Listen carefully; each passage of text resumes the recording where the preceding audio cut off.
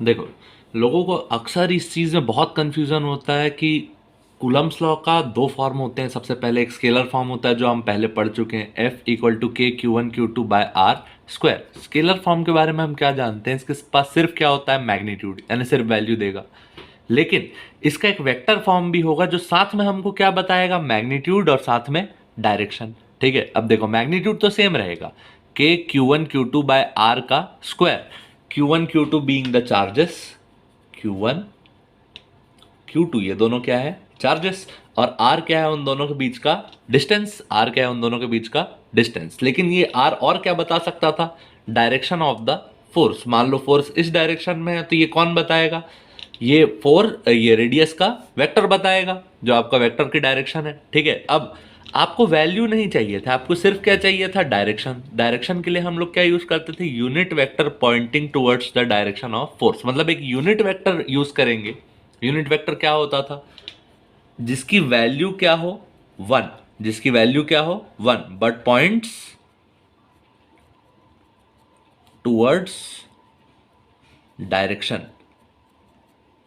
Value क्या होगी, one, और पॉइंट किधर करेगा, डायरेक्शन की तरफ। तो ये बनता कैसे था, देखो, आर जो यूनिट वेक्टर बनेगा वो कैसे बनेगा, पूरा पूरा आर वेक्टर जिसके पास दोनों चीजें, मैग्नीट्यूड भी है और डायरेक्शन भी है, अपॉन सिर्फ उसका मैग्नीट्यूड। यानी वेक्टर को अगर उसके मैग्नीट्यूड से डिवाइड कर दिया जाए तो ये दोनों चीजें सेम हो गई।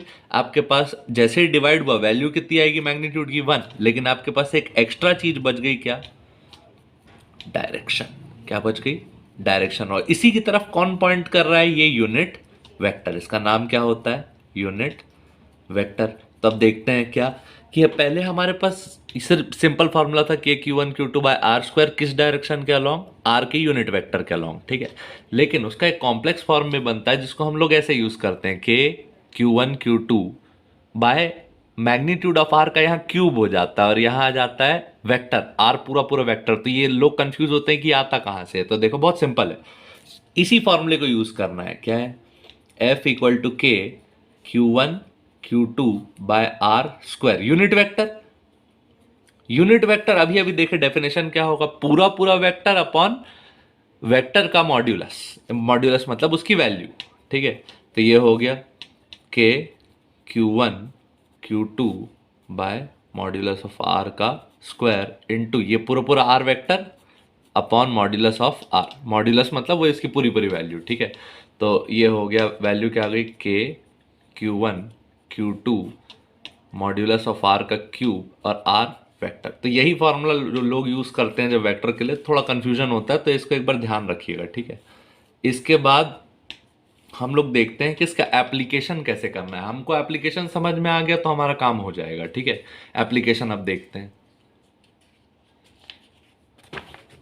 ये हमारे पास उसका एप्लीकेशन, एप्लीकेशन क्या रहेगा, इफ टू चार्जेस, एक चार्ज दिया है Q1 कितना कुलम दिया है, 4 कुलम, और एक चार्ज दिया है Q2 वो कितना कुलम दिया है, 2 कुलम, दोनों प्लस है, तो दोनों के बीच में क्या होगा, रिपल्शन, मतलब एक फोर्स इधर लगेगा एक फोर्स इधर लगेगा। Q1 की पोजीशन है R1 जो कितनी दी गई है, 2i cap plus 4j cap, और Q2 की पोजीशन दी गई है R2 कितना दिया हुआ है, 5i cap plus 4j cap, क्या दिया है, 5i cap plus 4j cap. ये हो गया हमारे पास। ठीक, अब ये दोनों पोजीशन हमेशा देखी कहाँ से जाती है, याद रखिएगा, ओरिजिन से। कहाँ से, ओरिजिन से। ओरिजिन कौन सा पॉइंट होता है, 0i cap plus 0j cap plus 0k cap. तो ये भी पोजीशन वहीं से देख रहे हैं। अब देखो ये दोनों पोजीशन के बीच का जो डिफरेंस है वो हम कैसे निकाल सकते हैं, ये हो गया R1 वेक्टर, ये हो गया R2 वेक्टर। तो ये जो वेक्टर आता है जो पोजीशन में चेंज आया, ये कितना आया, R2 माइनस R1, कितना आया, R2 माइनस R1। ये हम क्या निकालते थे, डिफरेंस इन पोजीशन। जैसे ही निकाले या हमारे पास क्या आया, 2 की पोजीशन निकाले किसके रिस्पेक्ट में, 1 के, तो 2 को माइनस किए 1 से, वैल्यू क्या आई, R2 vector minus R1 vector, value कितनी आई, 5i cap plus 4j cap minus 2i cap minus 2 minus 4j cap. ये 4j कैप माइनस हो गया। R21 की वैल्यू कितनी आ गई, 5 माइनस 2 3i कैप। अब R21 की वैल्यू जैसे ही आ गई आपके पास, तो ये क्या है, दोनों के बीच का पोजीशन मिल गया, तो आपके पास R वेक्टर मिल गया कितना, 3 आई कैप। तो ये R वेक्टर का मॉड्यूलस कितना आ जाएगा, नंबर आया तो एग्जैक्ट सेम वैल्यू आएगी, √3 का स्क्वायर, तो वैल्यू कितना आ गया 3, मॉड्यूलस भी आ गया 3। अब हम लोग क्या लगा देंगे फॉर्मूला, देखो इससे आप यूनिट वेक्टर कैलकुलेट कर सकते हो। यूनिट वेक्टर क्या होता है, पूरा वेक्टर अपॉन उसका मॉड्यूलस। तो ये पूरा वेक्टर 3 आई कैप और उसका मॉड्यूलस कितना 3, 3 3 कैंसिल हो गया। ये यूनिट वेक्टर आया आपके पास कितना आया, आई कैप। ठीक है, तो फोर्स की हमको क्या पता चल गई, फोर्स की हमको क्या पता चल गई, डायरेक्शन क्या पता चल गई, डायरेक्शन। क्यों, क्योंकि हमारे पास यूनिट वेक्टर सिर्फ क्या बताता है, डायरेक्शन। उसका मॉड्यूलस क्या होता है, 1, वैल्यू 1 होती है। अब वैल्यू अलग से निकाल लेते हैं, के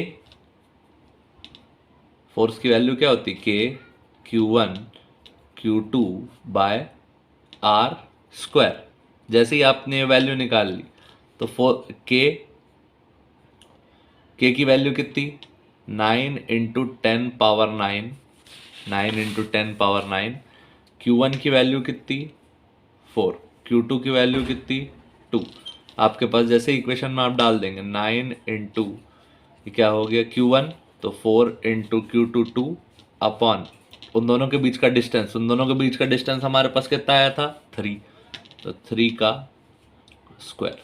तो ये फोर्स की वैल्यू आ गई, 9 4 36, 36 2 72, 72 अपॉन 3 3 9, यह आ गया वैल्यू कितना आया 8। फोर्स का मैग्नीट्यूड कितना आया, फोर्स का मैग्नीट्यूड आया 8 न्यूटन। किस डायरेक्शन के अलॉन्ग आया, आई कैप। तो देखो फोर्स का वेक्टर क्या बन गया, 8 इंटू आई कैप, ये हमारे पास क्या हो गया आंसर। ठीक है, ये तरीका रहेगा किसको यूज करने का, कूलम्ब्स लॉ के वेक्टर फॉर्म को।